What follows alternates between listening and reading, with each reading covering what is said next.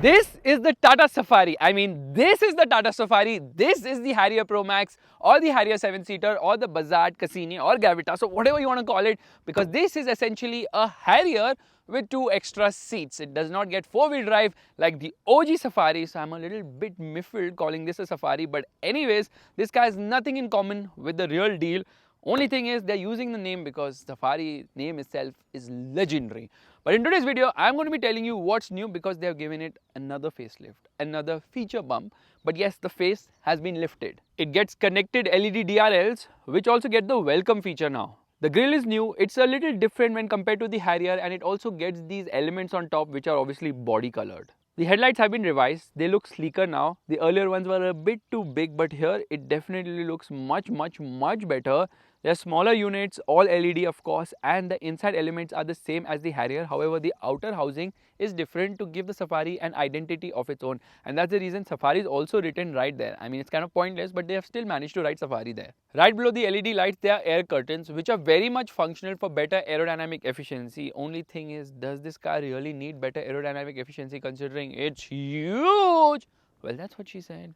ADAS came to the Harrier and the Safari with the Red Dark edition, and that is the panel for the ADAS system. That's a radar actually, and there are 3 radars, 1 at the front, 2 at the rear. However, this is level 2 capable, because this camera works for lane departure warning, not yet for lane keep assist, and that's the reason why it is not level 2 yet. However, Tata Motors says that they're going to do a software update and then offer lane keep assist too, which is under testing right now. The wheels have been updated as well, from 235 to 245, from 60 profile to 55 profile, and from 18 inches to 19 inches, and they definitely look really nice, especially these alloy wheels, which actually have some aero elements as well, because yes, Tata Motors is definitely planning a Safari EV2. Both the front doors now have the Safari badging as well. Tata Motors states that the track has increased by 30 mm and tires obviously have a large part to play with it. Because of this wider track, the car feels more planted now is what Tata Motors claims, but you can't really differentiate whether the track is wider or the car is more planted because it kind of drives similar to what it used to before. The engine is the same as before. It's known as the Cryotech 170 because 170 stands for 170 PS of power, and Cryotech stands for the fact that this engine definitely cries around the ghat section when you're trying to make a quick overtake. Yes, this is a heavy car. It weighs 75 kgs more than the Harrier, but this engine is decent. A commendable job has been done. Not by Tata Motors, but by the FCA group to whom this particular engine belongs. But it's a very noisy unit. Don't take my word for it. Listen to it now.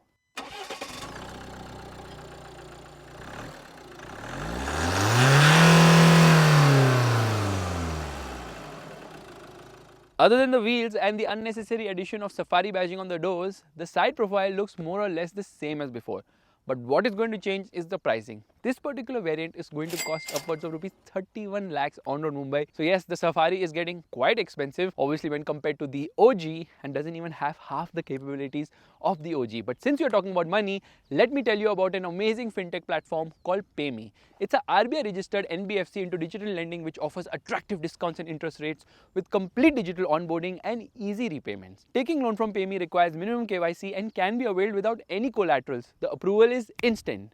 PayMe is fully compliant with recent RBI digital lending guidelines.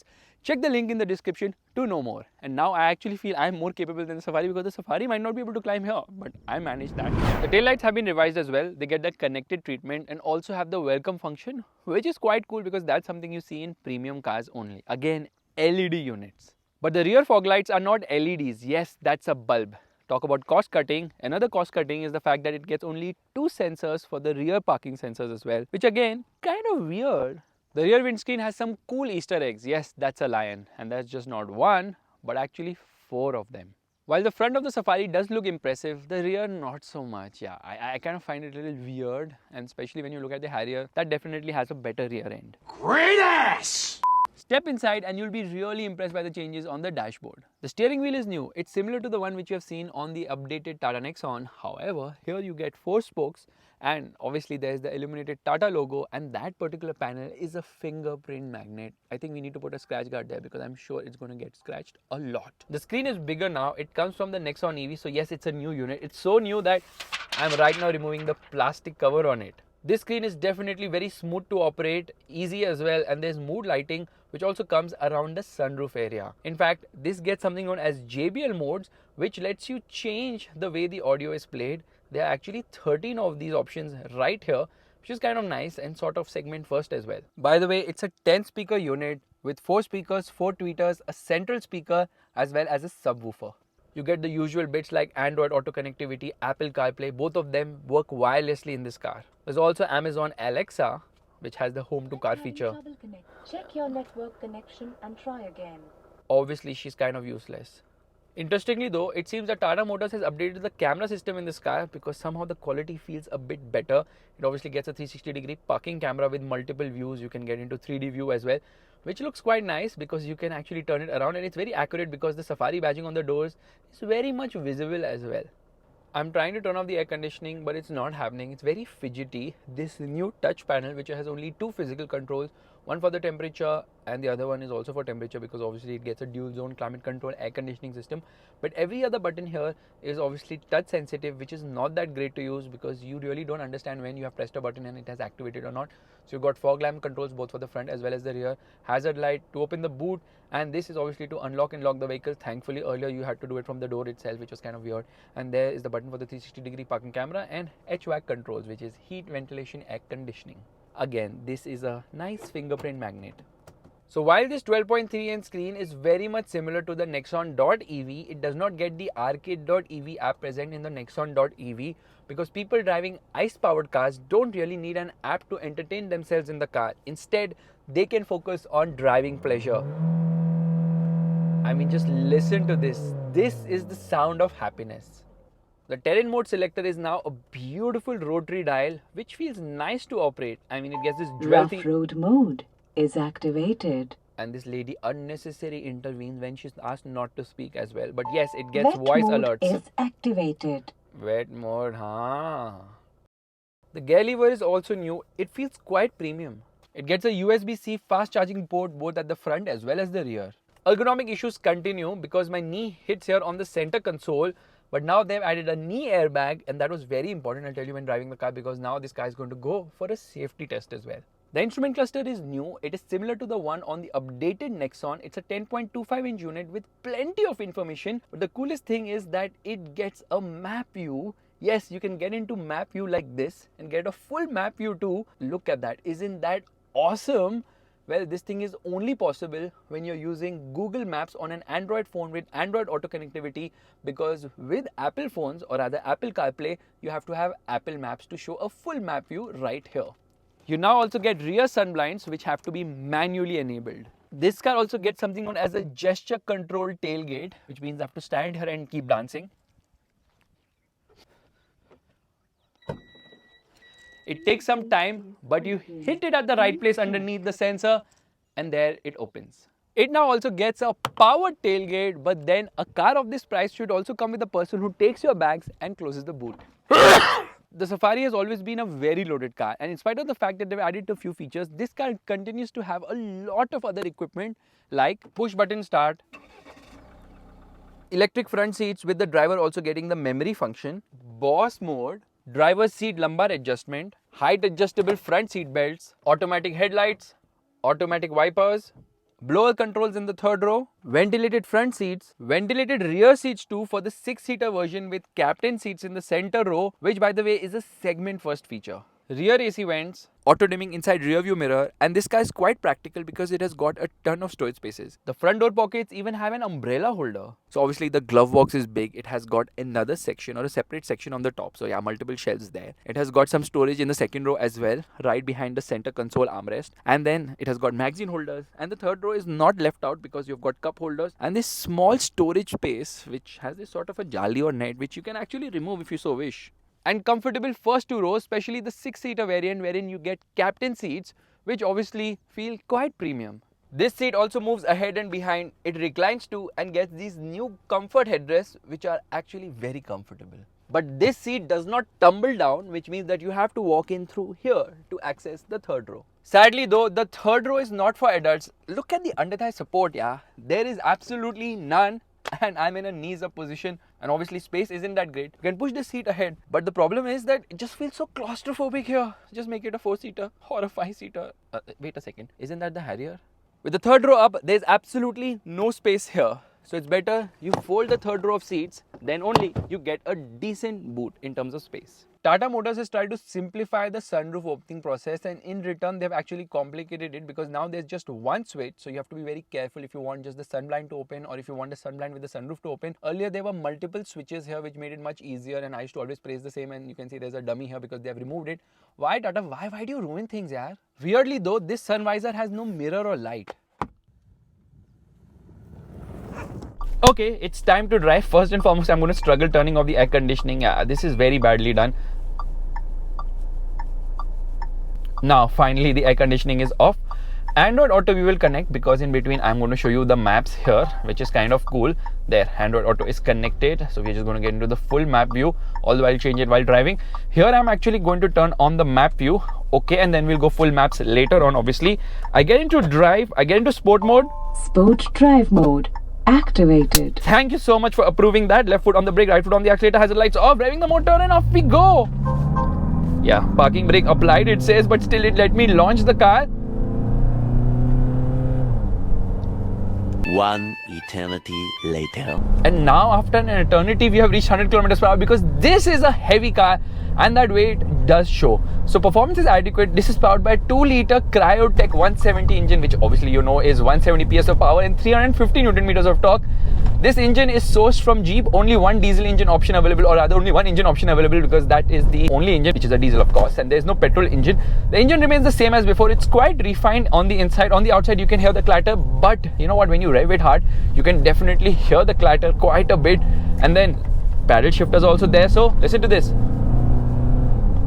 Yeah, it does not let you manually hold a gear. It will automatically upshift around 3,500-4,000 RPM. Thing is that this engine has some lag lower down. Mid-range is nice and juicy, but top end is completely lackluster. There's nothing in the top end at all, and that's the reason in the top end of the rev range now it just makes noise, does not move ahead at all.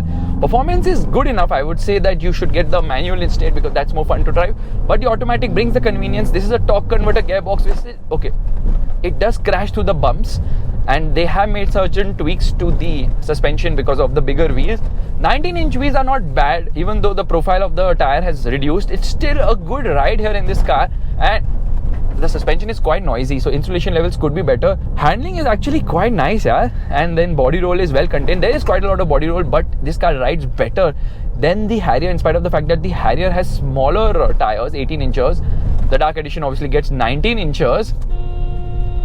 The horn is nice, but the way you press it, it's going to certainly make you feel bad when you get some scratches or something of that sort here.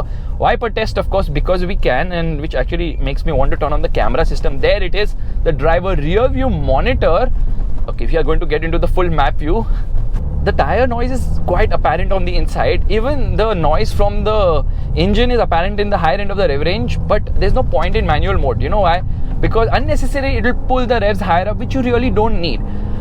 And obviously there are 3 drive modes. Right now we are in sport drive mode. Sport drive mode gives you the best performance without a doubt, because the engine map obviously changes. Maximum performance, maximum power and torque comes in sport mode. City mode it's less, eco mode it's further less in the interest of fuel efficiency. This will return around 10 to 12 kilometers per liter depending on your driving style, and nobody's giving me the road. Everybody expects me to off-road just because they think this is a Safari. This is not the Safari which you think. This is another kind of a Safari.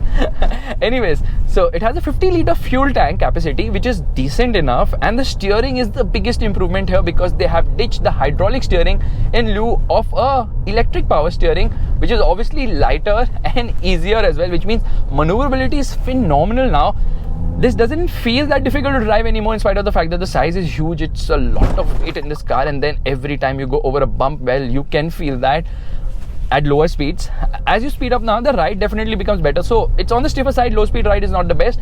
The ride becomes better as you obviously increase the speed of the vehicle, and that actually brings me to some different kind of information which we can see here, because there is a power and torque meter too, which I need to find right now. That is a driver assistance, and obviously it has got ADAS, tire pressure monitor. That's kind of good. Power and torque meters. So you're driving a Safari, which naturally means that you are like, enough of driving on the road, let me just take a diversion. So here we go. Okay, the tire noise was there, quite apparent. Now we're going to go bouncy all over the place, and there we are. Paddle shifters are of no use, honestly, because what will you do with the paddle shifts? It just does not let you do what you want. So it will make an upshift whenever it feels like.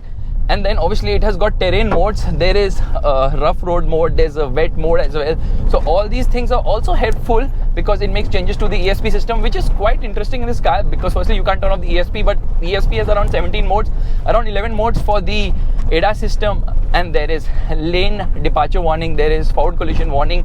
There are a lot of interesting things. I love the fact that, let me turn this screen off. I cannot get hold of the screen.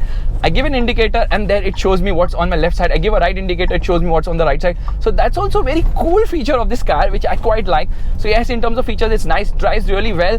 Only thing is, low speed ride is on the stiffer side, but as you speed up, the ride definitely becomes better. Handling is good. Steering is so easy right now, but still vague. Doesn't offer much feel or feedback as such. But yes, look at the way I'm able to twirl a steering wheel of a Tata Safari, the new one that is, because earlier hydraulic steering was such a difficulty. This one is so much more convenient and definitely much easier in the way it is giving me a response at lower speeds. So certain things have definitely improved, but the soul of the Safari, well, where is that? It's definitely not here for sure.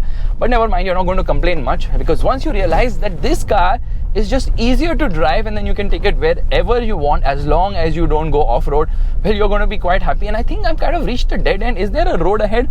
Probably not, or maybe there is, but that's about it. That's all where this Safari is going to go.